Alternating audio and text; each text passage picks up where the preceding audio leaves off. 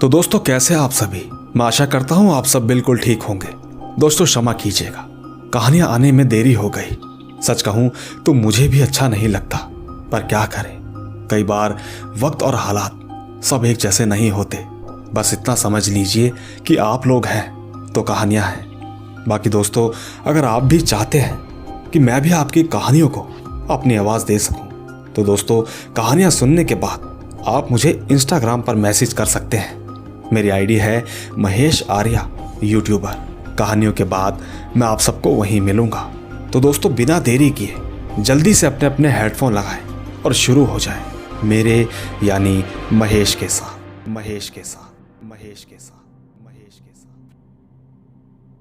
दोस्तों मेरा नाम फैजान है और ये बात है 2015 अगस्त 2020 की। उस वक्त रात के करीब 11:35 का समय था। असल में हुआ ये था कि उस दिन मेरे घर पर फंक्शन था, तो बस उसी की पार्टी चल रही थी। घर पर सारे रिश्तेदार आए हुए थे। बस चाचा के ससुराल के लोग ही लेट आए। जब तक तो सब कुछ समाप्त हो गया था।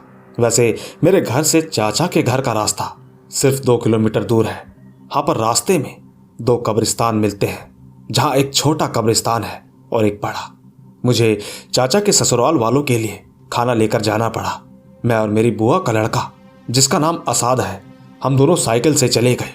हम दोनों बात करते करते जा रहे थे कि तभी उस रास्ते से निकले जहाँ से छोटा कब्रिस्तान मिलता है।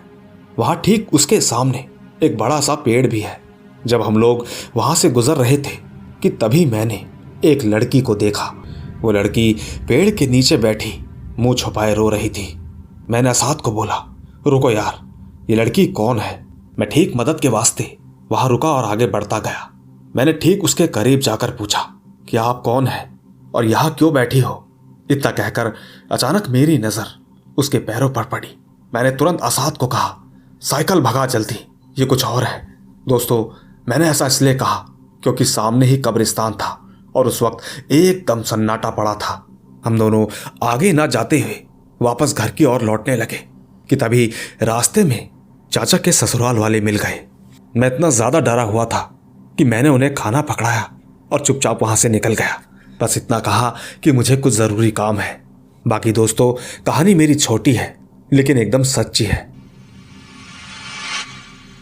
तो दोस्तों देखा आपने, ये थी फैजान की कहानी।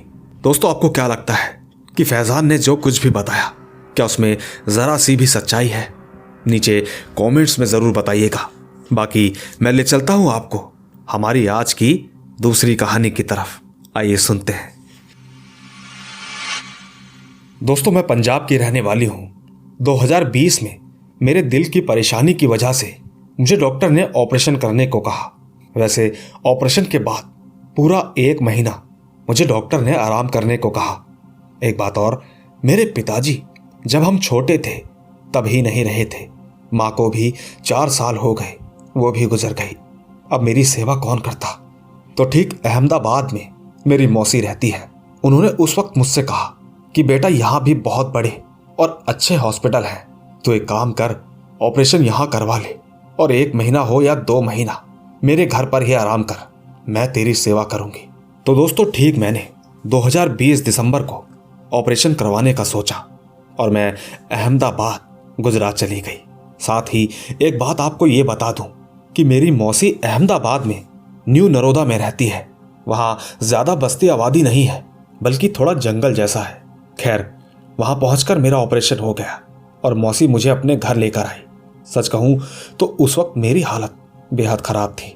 वैसे मौसी की सोसाइटी 4 चौराहे पड़ते हैं वहाँ पर थी और ठीक जो बेडरूम मुझे दिया था वहाँ से चौराहा बिल्कुल नीचे तक दिखे वैसा था। खैर करीबन 15 दिन बाद मैं थोड़ी ठीक हुई, पर होता ये था कि रात के जैसे ही 1 बजते कि सारे के सारे कुत्ते चौराहे पर इकट्ठा होकर लगातार भौंकते रहते। उस वक्त उस वजह से मुझे नींद ही नहीं आती थी। कुछ दिनों बाद मैंने रूम की बालकनी में रात को देखा कि आखिर ये कुत्ते इतना क्यों भौंकते हैं। लगातार देखने पर मैंने पाया कि एक औरत सफेद साड़ी पहनकर चौराहे के चक्कर काट रही थी। ठीक सारे कुत्ते उसी औरत को देख देख कर जोर जोर से भौंक रहे थे। उस वक्त मुझे लगा कि शायद कोई नॉर्मल औरत होगी, लेकिन जैसे ही वो औरत आगे गई तो मैंने देखा कि उस औरत के पैर जमीन से ऊपर उठे हुए थे। मैं ठीक उसी समय समझ गई कि ये कोई भूत या परछाई है। मैं तुरंत अपने रूम में आ गई।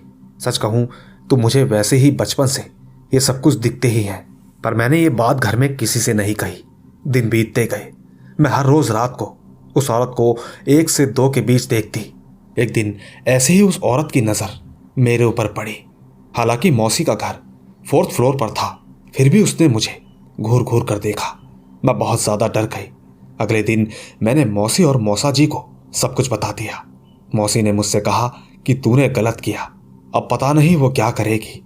मैंने मौसी को तसल्ली देते हुए कहा कि अरे ऐसा तो मेरे साथ बहुत बार हुआ है, कुछ नहीं होगा। पर दोस्तों उसी रात को जैसे ही 1 बजा तो पता नहीं उस रात कुत्ते बिल्कुल नहीं भौंक रहे थे। मैंने सोचा कि ऐसा क्या हुआ, क्या उस औरत ने अपना रास्ता बदल दिया है। यही सोचकर मैं रूम की बालकनी में गई। बालकनी में पहुंचते ही मैंने देखा कि एक बड़ा सा उल्लू मेरी बालकनी में बैठा था। वो एकदम घूं घूं आवाज कर रहा था। वो ठीक मुझे ही घूर रहा था। मैं एकदम से डर गई और अंदर आ गई। इसके अगली सुबह मैंने मौसी को उल्लू की बात बताई। मेरी बात सुनकर मौसी और मौसा जी ने कहा कि बेटा शायद तुझे पता नहीं, पर उल्लू मौत के संदेश देने का काम भी करते हैं। खैर उसी टाइम मौसा जी ने पंडित को बुला के मेरे लिए पूजा करवाई। पंडित ने कहा कि अब इस लड़की को यहाँ मत रहने देना, इसको उसके अपने घर भेज दो, क्योंकि इस पर उस आत्मा की नज़र पड़ गई है।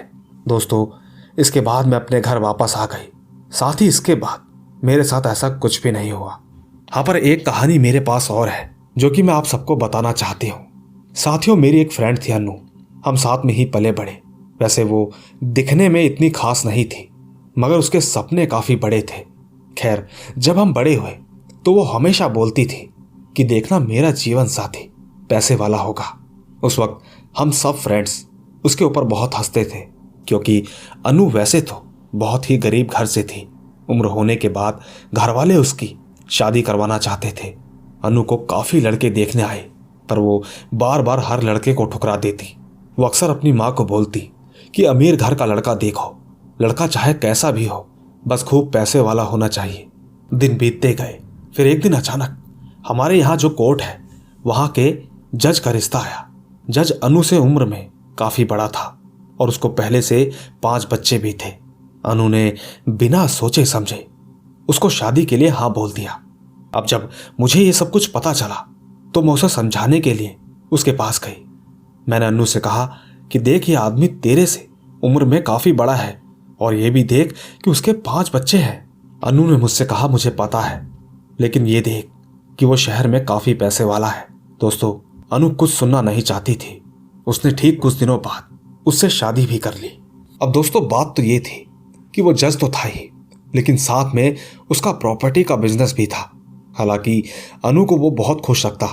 अनु की माँ विधवा थी, तो वो हर महीने उसके घर 10,000 रुपये भी भेजता ताकि कोई परेशानी ना हो। अनु जिस चीज पर हाथ रखती वो आदमी उसी वक्त उस चीज को उसके सामने रख देता। सब कुछ एकदम बढ़िया चल रहा था। ये सब कुछ अनु ने मुझे 2 महीने बाद बताया। इसके बाद अनु ने मुझे 2 महीने बाद फोन किया और ये सब कुछ बताया कि मैं कैसी हूं और मेरा पति कैसा है। मैंने उससे कहा कि अगर सब कुछ ठीक है तो तू एकदम खुश रह, तेरी खुशी में मैं भी खुश हूं। अनु ने बताया कि उसके 5 बच्चे हॉस्टल में रहते हैं। तो ठीक एक बार हुआ यूं कि जज किसी काम से अपनी पुरानी हवेली जा रहा था। उसी बीच अनु की जिद थी कि मुझे भी चलना है, तो ठीक वो उनके साथ चली गई। वहां पहुंच के अनु ने देखा कि बहुत बड़ी हवेली थी। उसमें तकरीबन 25 कमरे थे। लेकिन दोस्तों चौंकाने वाली बात तो ये थी कि 5 कमरे को छोड़कर सारे कमरे बंद थे, और तो और वहां कोई काम करने भी नहीं आता था। यहां तक कि उस गली से भी कोई नहीं गुजरता था। ये सब देखकर अनु ने अपने पति से बात की कि ऐसा क्यों, लेकिन अनु के पति ने यहां वहां की बात करके बात को घुमा दिया।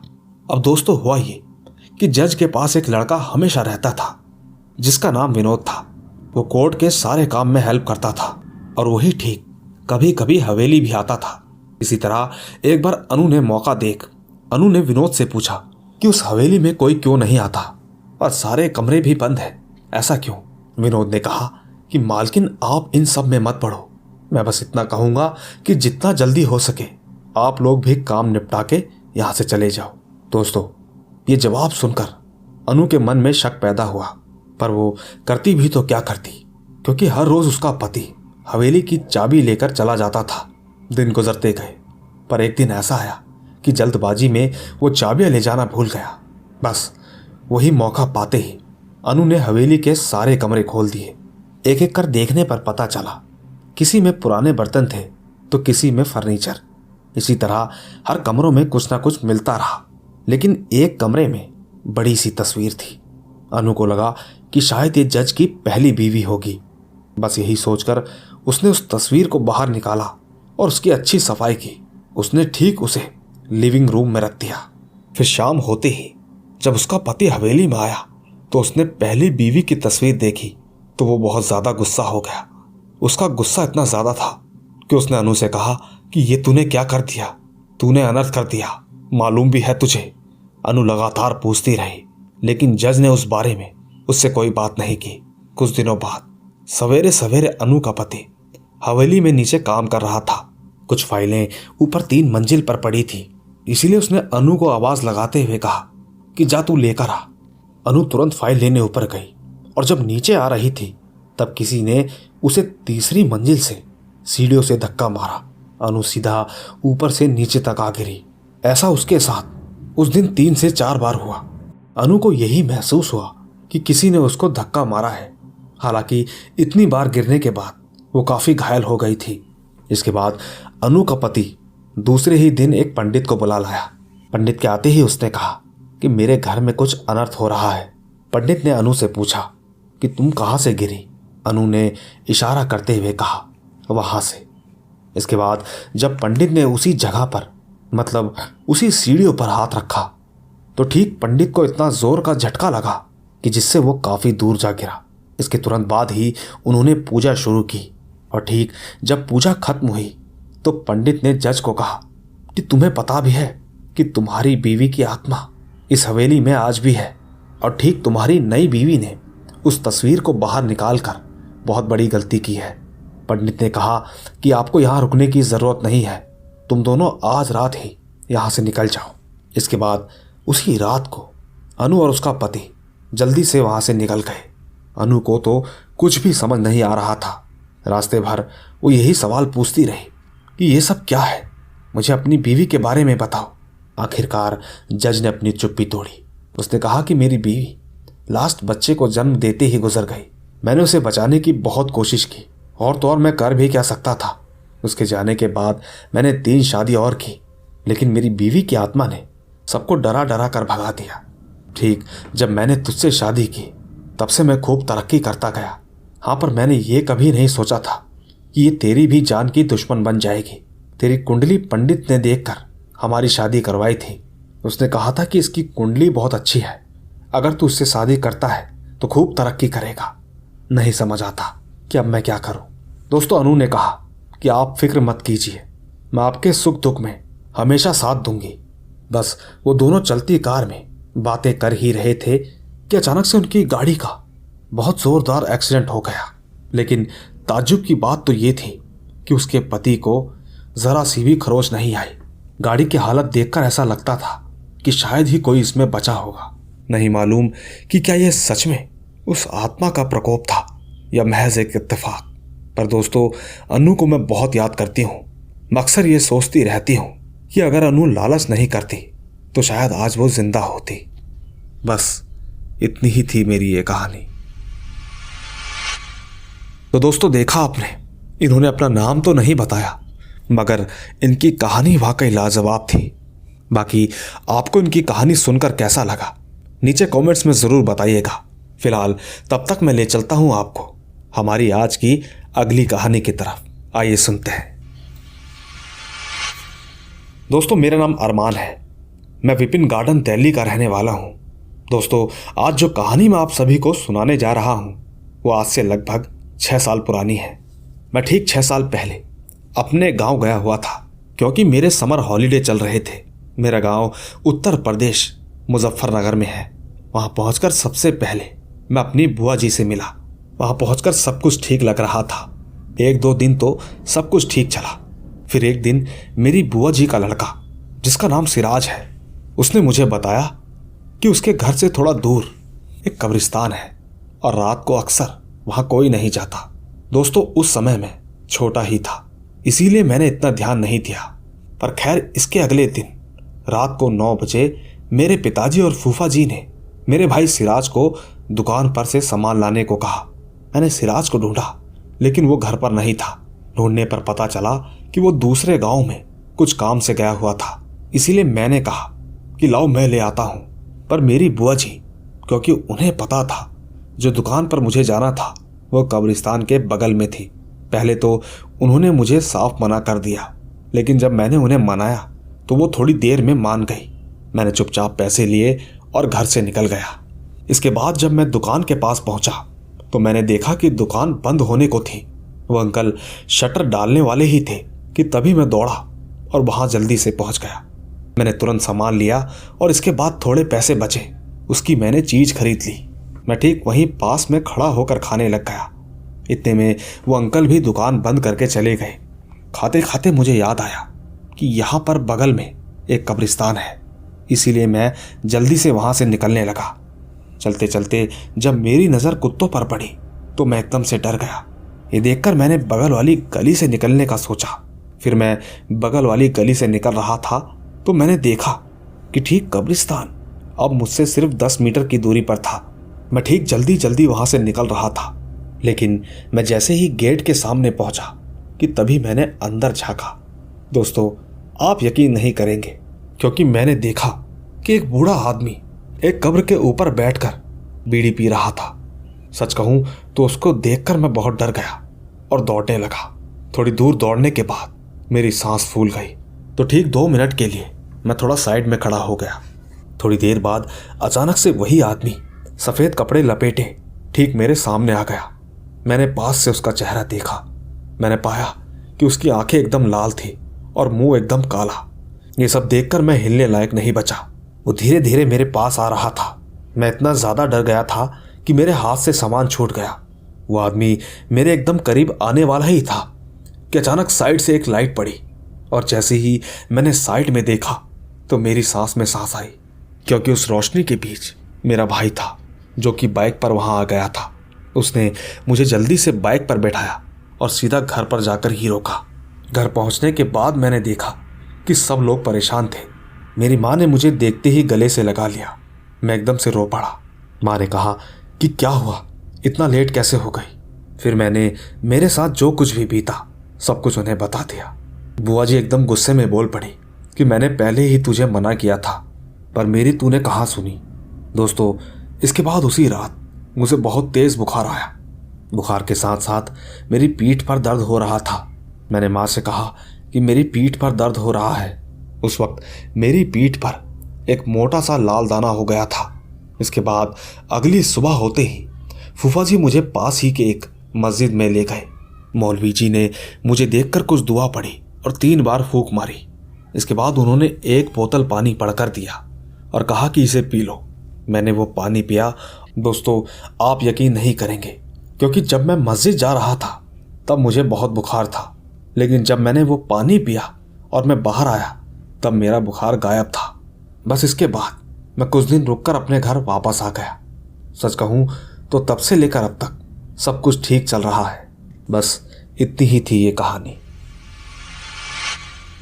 तो दोस्तों, देखा आपने, ये थी अरमान की कहानी। दोस्तों, क्या आपको लगता है कि अरमान के साथ जो कुछ भी हुआ क्या वो सच था? नीचे कमेंट्स में ज़रूर बताइएगा, क्योंकि मैं ले चलता हूं आपको हमारी आज की अगली कहानी की तरफ। आइए सुनते हैं।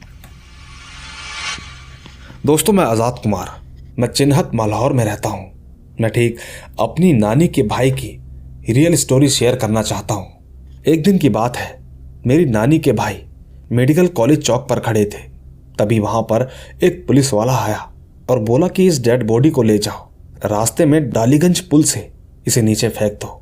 दोस्तों, मेरी नानी के भाई ने तुरंत मना कर दिया कि तभी पुलिस वाले ने कहा कि मैं तुम्हें जेल में बंद कर दूंगा अगर तुमने मेरा ये काम नहीं किया। बस यही सोचकर भाई ने मजबूरी में डेड बॉडी को अपने रिक्शे पर रखा और चलने लगा। चलते चलते वो डलीगंज का पुल चढ़े ही थे कि तभी डेड बॉडी उठकर बैठ गई। नानी का भाई तो अपना रिक्शा उसी जगह पर छोड़कर भागते भागते हाफते हाफते घर पहुंचा। घर पहुंचते ही सावित्री देवी उनकी बहन ने पूछा कि क्या हुआ। तब उन्होंने ये सारी बात उन्हें बताई। साथ ही दोस्तों, तब से नानी के भाई रात में रिक्शा चलाना भी बंद कर दिए हैं। तो दोस्तों, देखा आपने, ये थी आजाद कुमार की छोटी सी कहानी। दोस्तों, इनकी कहानी कुछ अटपटी थी। न जाने इनकी कहानी में कितनी सच्चाई है, नहीं मालूम। पर आपको जैसा भी लगता है नीचे कमेंट्स में ज़रूर बताइएगा, क्योंकि फिलहाल मैं ले चलता हूँ आपको हमारी आज की अगली कहानी की तरफ। आइए सुनते हैं। दोस्तों, मेरा नाम अखिल खंडवाल है। मैं सवई माधोपुर राजस्थान से हूँ। मैं ठीक आपको मेरे नाना जी के साथ घटी एक सच्ची कहानी भेज रहा हूँ। ये मेरे नाना जी के साथ घटी एक सच्ची कहानी है। दोस्तों, उस वक्त मेरी उम्र 15 वर्ष की थी। वैसे हमारा घर जंगल के इलाके में पड़ता है। तो ठीक जुलाई अगस्त का महीना था जब जंगल में लोग घूमने जाया करते थे। उन दिनों बरसात का मौसम था। इसी तरह एक दिन मेरे नाना जी और उनके दोस्तों ने घूमने जाने का प्लान किया। उन्होंने ठीक जंगल में पिकनिक बनाने का निश्चय किया। वो ठीक अपने साथ चिकन की सब्जी घर से ही बनाकर ले गए थे। वहां पहुंचकर उन सब ने खूब एंजॉय किया। वो ठीक जैसे ही खाना खाने के लिए बैठे कि अचानक वहां तेज हवाएं चलने लगी। उस वक्त शाम का समय था, तब सूरज ढलने वाला भी था। उनके अचानक बैठते ही वहां डरावनी आवाजें आने लगी। चारों तरफ एकदम सन्नाटा छा गया। ये आवाज सुनकर मेरे नाना जी और उनके दोस्त सब लोग घबरा गए। पर इसी बीच नाना के एक दोस्त ने इन सब पर ध्यान न देते हुए खाना खाने को कहा। वो ठीक जैसे ही खाने का टिफिन खोलने का नाम ही ले रहे थे कि तभी वहां अचानक एक परछाई उनके पास से गुजरी। दोस्तों, वो एक ऐसी हवा थी कि सबको डरा गई।